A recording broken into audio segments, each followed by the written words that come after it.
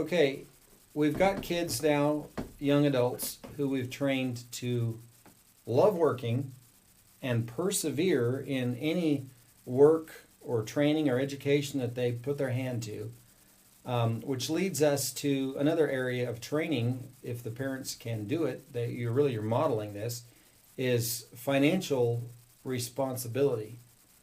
And so I would start financial responsibility with being careful how we spend and not being covetous, because it isn't always about how much money you make, but it's always about what you do with the money that you make. Yeah. And you can't really start too young at financial responsibility. And like Johnny said, you're modeling it. My parents were thrifty, they saved, and they, from the beginning, encouraged us kids to do that. Now, we had chores that we had to do.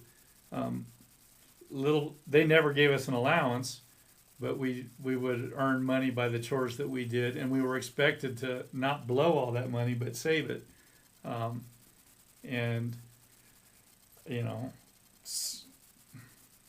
there were certain things that they would, buy us presents or whatnot, but there were certain things that I can remember. The beginning bike that my dad got for me, he got for me and taught me how to ride it. But the next bike, I had to save for and buy myself. Just a lesson to learn how to manage money. And it's something that needs to be taught, and it's something that your children will adopt your values, and you need to find a way to express those values, not hide them from them.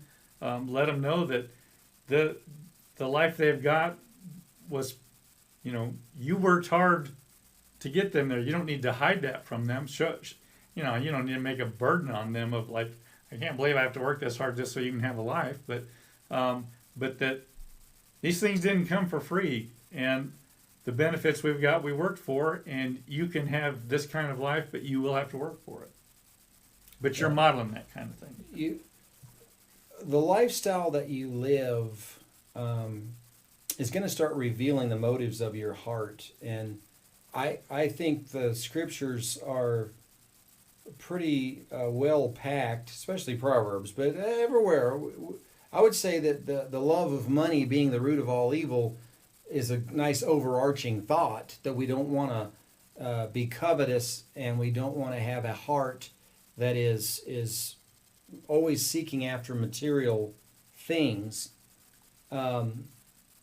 So we don't work so we can just get something. Now, some of that's involved.